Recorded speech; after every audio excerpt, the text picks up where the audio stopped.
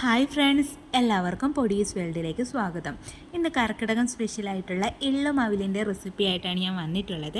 രക്തക്കുറവിനും മുടി വളർച്ചയ്ക്കും എല്ലുകളുടെ ബലത്തിനും ശരീര സൗന്ദര്യത്തിനും ഒക്കെ വളരെ നല്ലൊരു റെസിപ്പിയാണിത്. അപ്പോൾ നിങ്ങൾക്ക് വീഡിയോ ഇഷ്ടമാണെന്നുണ്ടെങ്കിൽ പ്ലീസ് ഒന്ന് ലൈക്കും കൂടി ചെയ്തേക്കണേ. അപ്പോൾ നമുക്കിതെങ്ങനെ തയ്യാറാക്കുന്നതെന്ന് നോക്കാം. അപ്പോൾ നമ്മുടെ റെസിപ്പി തയ്യാറാക്കി എടുക്കുന്നതിനായിട്ട് ഞാനിവിടെ 2 കപ്പ് അളവിലാണ് എള്ള് എടുത്തിട്ടുള്ളത്. കറുത്ത എള്ളാണ് എടുത്തിട്ടുള്ളത്. ഈ എള്ള് ഞാൻ നന്നായിട്ട് കഴുകിയതിന് ശേഷം വെയിലത്തിട്ടൊന്ന് ഉണക്കി എടുത്തിട്ടുള്ള എള്ളാണ്. ഇപ്പം നിങ്ങൾ വെയിലത്തിട്ട് ഉണക്കി എടുത്തില്ലെങ്കിലും നന്നായിട്ട് കഴുകി എടുക്കുക കേട്ടോ. കഴുകിയിട്ടൊന്ന് ഡ്രെയിൻ ചെയ്ത് വെക്കുക. ആ വെള്ളം നനവ് നന്നായിട്ട് മാറുന്നിടം വരെ ഒന്ന് ഡ്രെയിൻ ചെയ്യാൻ വേണ്ടിയിട്ട് വെക്കുക കേട്ടോ.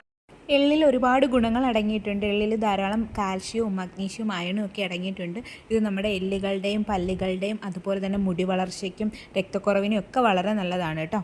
അടുത്തതായിട്ട് നമുക്ക് മധുരത്തിന് ആവശ്യമായിട്ടുള്ള കരിപ്പട്ടി ഒന്ന് ഉരുക്കിയിട്ടെടുക്കാം. ഞാനിവിടെ കരിപ്പട്ടിയാണ് ഉപയോഗിക്കുന്നത്. അപ്പോൾ നിങ്ങൾക്ക് കരിപ്പട്ടി കയ്യിലില്ലെങ്കിൽ മാത്രം ശർക്കര ഉപയോഗിച്ചാൽ മതി കേട്ടോ. കരിപ്പട്ടി ആയിരിക്കും ഏറ്റവും നല്ലത്.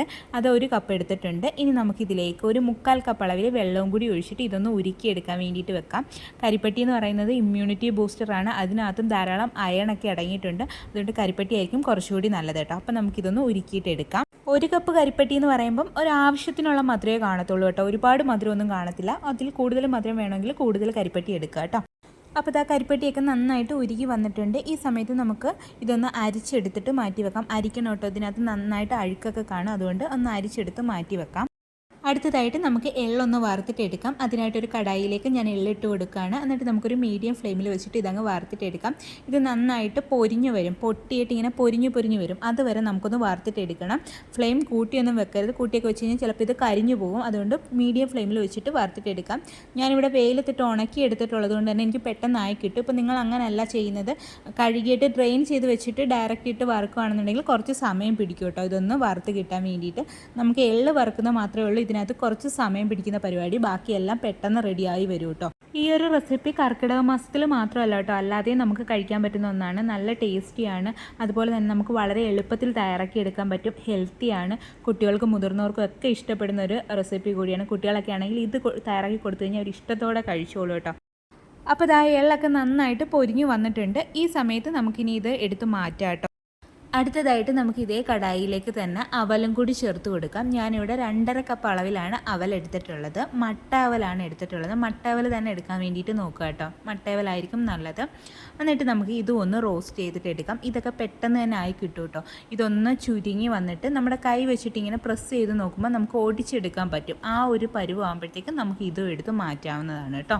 അപ്പോൾ അവൽ ഇവിടെ നന്നായിട്ട് റോസ്റ്റായി വന്നിട്ടുണ്ട്. ഇനി ഇതും ഒന്ന് എടുത്ത് മാറ്റി വെക്കാം. ശേഷം നമുക്ക് ഇതേ കടായിലേക്ക് തന്നെ തേങ്ങയും കൂടി ഇട്ടിട്ട് ഒന്ന് വറുത്തിട്ടെടുക്കാം. ഞാനിവിടെ ഒരു 1.5 കപ്പ് അളവിലാണ് തേങ്ങ എടുത്തിട്ടുള്ളത്.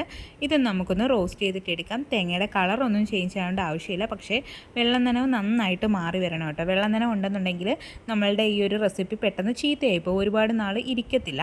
അപ്പോൾ വെള്ളം നനവ് ഒട്ടും ഇല്ലാത്ത രീതിയിൽ വേണം വറുത്തിട്ടെടുക്കാൻ വേണ്ടിയിട്ട് കേട്ടോ. അപ്പോൾ തേങ്ങയും നന്നായിട്ട് ഡ്രൈ ആയിട്ട് വന്നിട്ടുണ്ട്. ഈ സമയത്ത് ഇത് ഒന്ന് എടുത്ത് മാറ്റി വെക്കാം. ശേഷം നമുക്ക് ഇതേ കടായിലേക്ക് തന്നെ ഒരു 3 ടേബിൾ സ്പൂൺ അളവിൽ നെയ്യ് കൂടി ഒഴിച്ചു കൊടുക്കാം.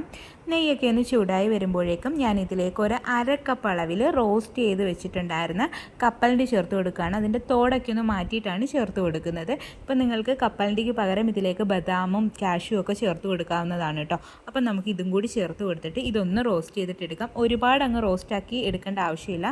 ഓൾറെഡി റോസ്റ്റ് ആയിട്ടുള്ള കപ്പലണ്ടിയാണ്. ചെറിയ രീതിയിൽ ഒന്ന് വഴറ്റിയെടുത്താൽ മതിയാവും കേട്ടോ. ശേഷം നമുക്കിതിലേക്ക് നമ്മൾ നേരത്തെ ഉരുക്കിയിട്ട് അരിച്ച് വെച്ചിട്ടുണ്ടായിരുന്ന കരിപ്പെട്ടിപ്പാനി ഇതിലേക്ക് ഒഴിച്ചു കൊടുക്കാം.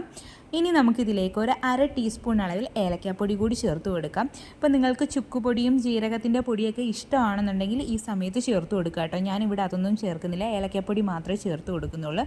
എന്നിട്ട് ഇത് നന്നായിട്ടൊന്ന് മിക്സ് ചെയ്തിട്ട് എടുക്കാം. ഇനി ഇത് നന്നായിട്ടൊന്ന് തിളച്ച് വരട്ടെ.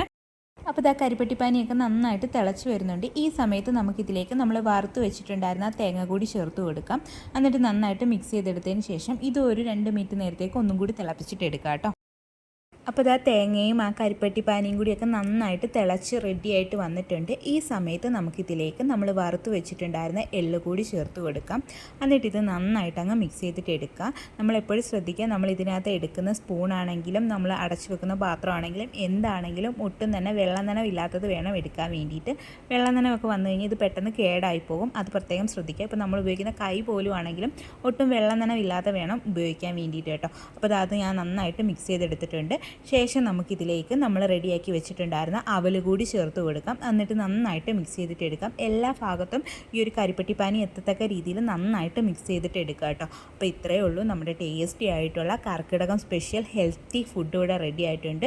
നല്ലതാണ്, ഹെൽത്തിന് വളരെ നല്ലതാണ്, എല്ലാവർക്കും ഇഷ്ടപ്പെടുന്ന ഒരു ഐറ്റം കൂടിയാണ്. അപ്പോൾ എല്ലാവരും ട്രൈ ചെയ്ത് നോക്കുക. വീഡിയോ ഇഷ്ടമായിട്ടുണ്ടെങ്കിൽ പ്ലീസ് ഒന്ന് ലൈക്ക് ചെയ്യണേ. അതുപോലെ തന്നെ ആദ്യമായിട്ട് ചാനൽ കാണുന്ന കൂട്ടുകാരൊക്കെ ഉണ്ടെങ്കിൽ പ്ലീസ് ഒന്ന് സബ്സ്ക്രൈബ് ചെയ്ത് സപ്പോർട്ടും കൂടി ചെയ്യണേ. വീണ്ടും നല്ലൊരു വീഡിയോ ആയിട്ട് വരാം. Thanks for watching.